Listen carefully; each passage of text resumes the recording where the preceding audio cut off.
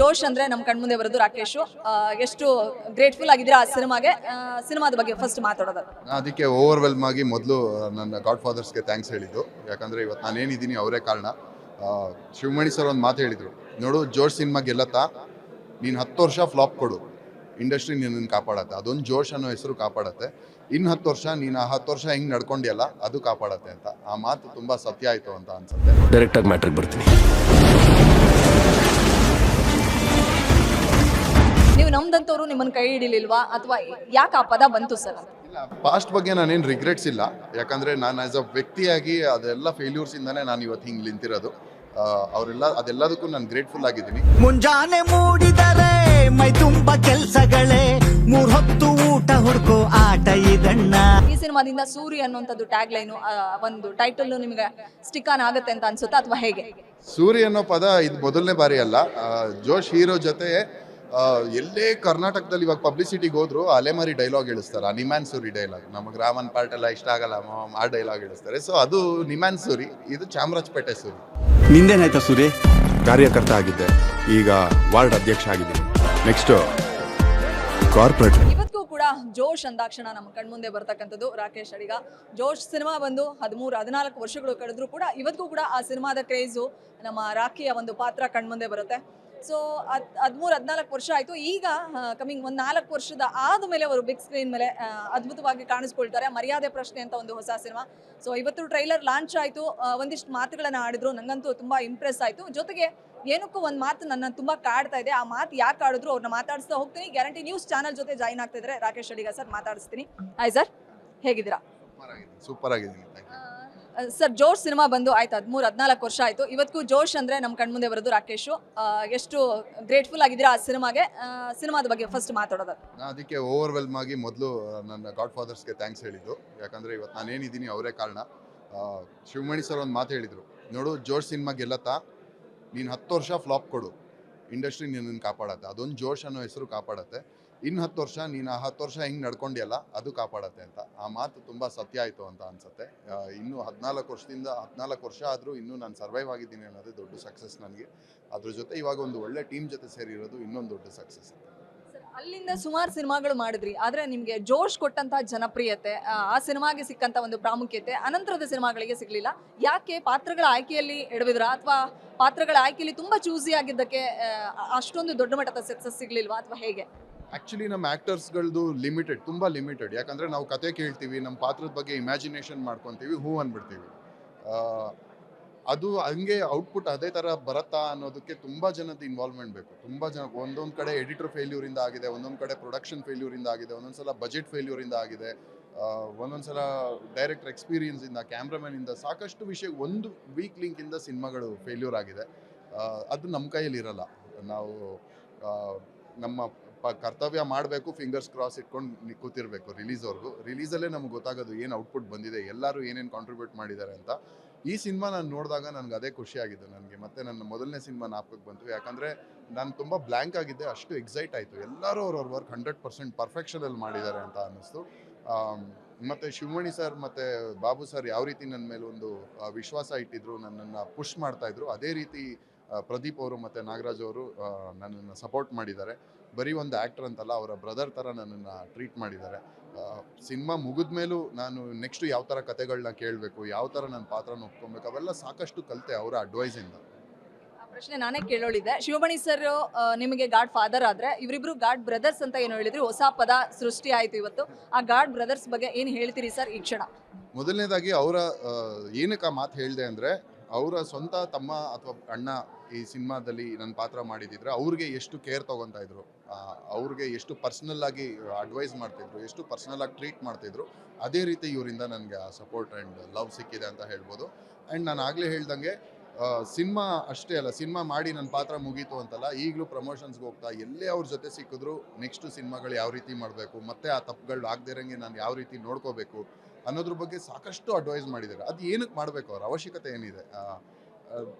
Open ಖಂಡಿತವಾಗ್ಲೂ ಅವರು ನನಗೇನಾದ್ರು ಒಂದು ಒಳ್ಳೇದಾದರೆ, ನನಗೆ ಗೆದ್ದರೆ ಅವ್ರು ಗೆದ್ದಷ್ಟೇ ಖುಷಿ ಪಡ್ತಾರೆ ಅನ್ನೋದು ನನ್ನ ನಂಬಿಕೆ. ಸೊ 15 ವರ್ಷ ಮಣ್ಣೊತ್ತಿದ್ದೀನಿ ಅಂತಂದ್ರಿ, ಆ ಮಾತು ಆಡೋದಕ್ಕೆ ರೀಸನ್ ಏನಾದರೂ ಇದೆಯಾ ಪರ್ಟಿಕ್ಯುಲರ್ಲಿ, ಅಥವಾ ನೀವು ಅಂದ್ಕೊಂಡಂಥ ಸಕ್ಸಸ್ಸು, ಯಶಸ್ಸು, ಅಥವಾ ನೀವು ನಮ್ದಂಥವ್ರು ನಿಮ್ಮನ್ನು ಕೈ ಹಿಡಿಲಿಲ್ವಾ ಅಥವಾ ಯಾಕೆ ಆ ಪದ ಬಂತು ಸರ್ ಅಂತ? ಇಲ್ಲ, ಪಾಸ್ಟ್ ಬಗ್ಗೆ ನಾನೇನು ರಿಗ್ರೆಟ್ಸ್ ಇಲ್ಲ. ಯಾಕಂದರೆ ನಾನು ಆ್ಯಸ್ ಅ ವ್ಯಕ್ತಿಯಾಗಿ ಅದೆಲ್ಲ ಫೇಲ್ಯೂರ್ಸಿಂದನೇ ನಾನು ಇವತ್ತು ಹಿಂಗೆ ನಿಂತಿರೋದು. ಅದೆಲ್ಲದಕ್ಕೂ ನಾನು ಗ್ರೇಟ್ಫುಲ್ ಆಗಿದ್ದೀನಿ. ಬಟ್ 15 ವರ್ಷ ಮಣ್ಣೊತ್ತಿದ್ದಂತೂ ಸತ್ಯ. ಸುಮಾರು ಸಿನಿಮಾಗಳಲ್ಲಿ ನಾನು ಮಾಡಿಲ್ದೇ ಇರೋ ಪಾತ್ರಗಳೇ ಇಲ್ಲ. ಹುಚ್ಚನ್ ಥರ ಮಾಡಿದ್ದೀನಿ, ಒಂದು ಸಲ ನಿಜವಾದ ಮಣ್ಣೆತ್ತು ತಿನ್ನೋ ಥರ ಮಾಡಬೇಕಾಗಿತ್ತು. ಆ ಥರ ಸಾಕಷ್ಟು ರಕ್ತ ಸುರಿಸ್ಕೊಂಡಿದ್ದೀನಿ, ಗಾಯಗಳು ಮಾಡ್ಕೊಂಡಿದ್ದೀನಿ. ಬಟ್ ಅದು ಯಾವುದು ಜನಕ್ಕೆ ರೀಚ್ ಆಗಿಲ್ವಲ್ಲ ಅನ್ನೋ ಒಂದು ಕೊರಗಿತ್ತು ನನಗೆ. ಇವಾಗಲೂ ಆ ಸಿನಿಮಾಗಳು ಜನಕ್ಕೆ ನೋಡೋಕ್ಕಾಗಲ್ಲ. ನಂದು 16 ಸಿನಿಮಾಗಳಲ್ಲಿ ಒಂದು 4 ಸಿನಿಮಾ ನೋಡ್ಬೋದು, 3-4 ಸಿನಿಮಾ, ಇನ್ಯಾವುದು ಎಲ್ಲೂ ಇಲ್ಲ. ಸೊ ಅವನು ಕೊರಗಿತ್ತು. ಯಾಕಂದರೆ ವೇದಿಕೆನೇ ಸಿಕ್ಕಲಿಲ್ವಲ್ಲ, ಒಂದು ಕಲಾವಿದಂಗೆ ವೇದಿಕೆ ಸಿಕ್ಕಲಿಲ್ಲ, ಚಪಾಳೆ ಬಿಡಿ, ವೇದಿಕೆನೇ ಸಿಕ್ಕಲಿಲ್ಲ ಅಂದರೆ ಅದು ಆ ನೋವು ತುಂಬ ಆಗುತ್ತೆ. ಬಟ್ ಅದೆಲ್ಲ ಪಾಸ್ಟ್. ಆ ಪಾಸ್ಟಿಂದ ನಾನೇನು ಕಲ್ತಿದ್ದೀನಿ, ಇವತ್ತು ಒಳ್ಳೆ ಟೀಮ್ ಸಿಕ್ಕಿದೆ, ಇದನ್ನು ತುಂಬ ಚೆನ್ನಾಗಿ ಪ್ರೆಸೆಂಟ್ ಮಾಡ್ತಾ ಇದ್ದಾರೆ. ಪ್ರೀ ಪ್ರೊಡಕ್ಷನಲ್ಲೇ ಫಿಕ್ಸ್ ಆಗಿದ್ರು ಏನೇನು ಪ್ರಮೋಷನ್ ಮಾಡಬೇಕು, ರಿಲೀಸ್ವರೆಗೂ ಪ್ಲ್ಯಾನ್ ಇತ್ತು. ಸೊ ಅದು ನೋಡಿ ನನಗೆ ತುಂಬ ಖುಷಿ ಆಯಿತು, ಹೆಮ್ಮೆ ಅನಿಸ್ತು. ಮರ್ಯಾದೆ ಪ್ರಶ್ನೆ ನಿಮ್ಮ ಅಂದರೆ ಹೊಸ ನಾವು ರಾಕೇಶ್ ಅಡಿಗ ಅವ್ರನ್ನ ನೋಡ್ಬೋದು ಅಂತ. ಸೊ ಅವ್ ಇಸ್ ದ ಜೋಶ್ ಅಂತ ನಾನು ಕೇಳಿದ್ರೆ ಇವಾಗ ಅದೊಂದು, ಜೊತೆಗೆ ಹೊಸ ರಾಕೇಶ್ ಅಡಿಗ ಅಂದರೆ ಯಾವ ರೀತಿಯ ರಾಕೇಶ್ ಅಡಿಗನ್ನ ನಾವು ಈ ಸಿನಿಮಾದಲ್ಲಿ ಕಾಣ್ಬೋದು ಅನ್ನೋಂಥದ್ದು. ಬಿಗ್ ಬಾಸ್ ನಂತರ ಒಂದು ಜವಾಬ್ದಾರಿ ಸಿಕ್ಕಿದೆ, ತುಂಬ ಪ್ರೀತಿ, ತುಂಬ ಸಪೋರ್ಟ್ ಸಿಕ್ಕಿದೆ. ಇವಾಗ ಆ ಜವಾಬ್ದಾರಿ ಉಳಿಸ್ಕೋಬೇಕು. ಮತ್ತೆ ನಾನು ರೀಸನ್ ಹೇಳೋಕ್ಕಾಗಲ್ಲ, ಇಲ್ಲ ಅವ್ರ ತಪ್ಪು ಇವ್ರ ತಪ್ಪು ಅಂತ.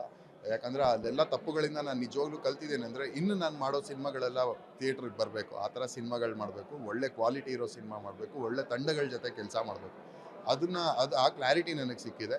ಆ ರೀತಿ ಹೊಸ ರಾಕೇಶ್ ಏನು ನೋಡ್ತೀರಾ, ರಾಕೇಶ್ ಮಾಡೋ ಸಿನಿಮಾಗಳೆಲ್ಲ ನಿಮ್ಮ ಮುಂದೆ ಬರುತ್ತೆ ಅಂತ ಹೇಳ್ಬೋದು. ಈ ಸಿನಿಮಾದಿಂದ ಸೂರಿ ಅಂತಾನೆ ಇಲ್ಲಿವರೆಗೂ ನಾವು ಜೋಶ್ ಹೀರೋ ರಾಕೇಶ್ ಅಂತ ಅಥವಾ ಜೋಶ್ ಹೀರೋ ರಾಕಿ ಅಂತ, ಈ ಸಿನಿಮಾದಿಂದ ಸೂರಿ ಅನ್ನುವಂಥದ್ದು ಟ್ಯಾಗ್ ಲೈನು, ಒಂದು ಟೈಟಲ್ಲು ನಿಮಗೆ ಸ್ಟಿಕ್ ಆನ್ ಆಗುತ್ತೆ ಅಂತ ಅನ್ಸುತ್ತಾ ಅಥವಾ ಹೇಗೆ? ಸೂರಿ ಅನ್ನೋ ಪದ ಇದು ಮೊದಲನೇ ಬಾರಿ ಅಲ್ಲ. ಜೋಶ್ ಹೀರೋ ಜೊತೆ ಎಲ್ಲೇ ಕರ್ನಾಟಕದಲ್ಲಿ ಇವಾಗ ಪಬ್ಲಿಸಿಟಿಗೆ ಹೋದ್ರು ಅಲೆಮಾರಿ ಡೈಲಾಗ್ ಹೇಳಿಸ್ತಾರೆ, ಆ ನಿಮ್ಯಾನ್ ಸೂರಿ ಡೈಲಾಗ್. ನಮಗೆ ರಾಮನ್ ಪಾರ್ಟ್ ಎಲ್ಲ ಇಷ್ಟ ಆಗಲ್ಲ, ಆ ಡೈಲಾಗ್ ಹೇಳಿಸ್ತಾರೆ. ಸೊ ಅದು ನಿಮ್ಯಾನ್ ಸೂರಿ, ಇದು ಚಾಮರಾಜಪೇಟೆ ಸೂರಿ.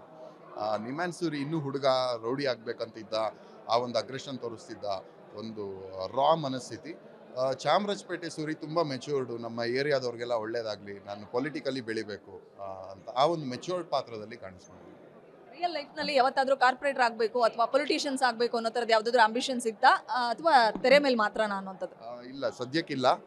ಬಟ್ ನನ್ನ ಈ ಥರ ಹುಡುಗರ ಜೊತೆ ಬದುಕಿದ್ದೀನಿ. ಈ ಥರ ಸೂರ್ಯ ಅವ್ರ ಜೊತೆ ನನ್ನ ಸ್ನೇಹ ಇದೆ, ಈಗಲೂ ಅವ್ರ ಜೊತೆ ಒಡನಾಟ ಇದೆ, ಅವ್ರ ಜೊತೆ ಬದುಕಿದ್ದೀನಿ. ಸೊ ಅವ್ರನ್ನ ಅಬ್ಸರ್ವ್ ಮಾಡಿದ್ದು ನನಗೆ ತುಂಬ ಉಪಯೋಗ ಆಯಿತು.